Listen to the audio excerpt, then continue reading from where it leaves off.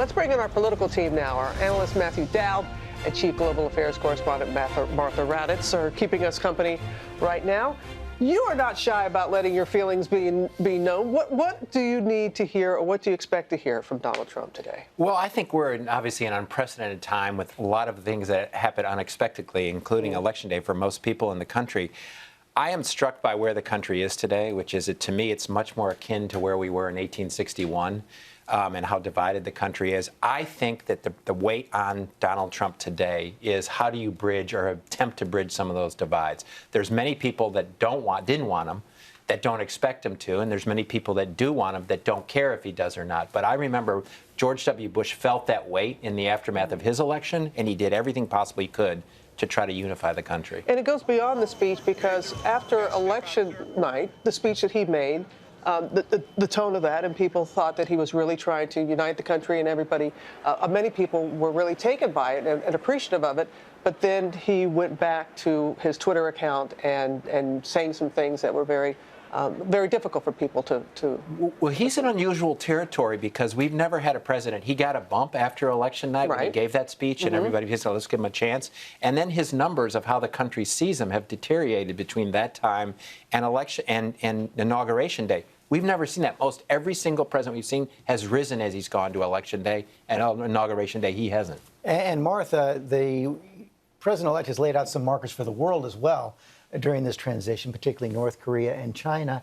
And one of the things we all have to be ready for today is, will the world be testing Donald Trump on his first day in office? And whether it'll be today or in the coming days, there's going to be a test. And I think the most likely place, speaking of tests, is North Korea. They've got some missiles ready to launch. You know, they've done it dozens of times over the past couple of years, but they've also tested nuclear weapons.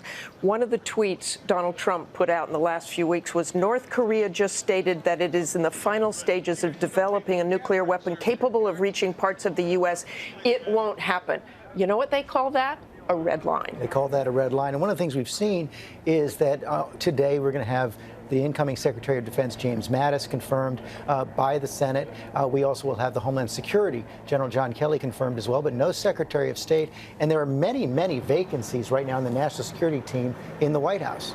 Many vacancies, but he's also going to keep a few people around in the national security realm. Brett McGurk, who does ISIS, who does counterterrorism, counter-ISIS. He's keeping a few of those people. He's keeping the Deputy Secretary of Defense in place until they can be replaced, just so that transition is a smooth And a Deputy Secretary of State as well. We're going to have an Acting Secretary of State as well. Acting Secretary of State.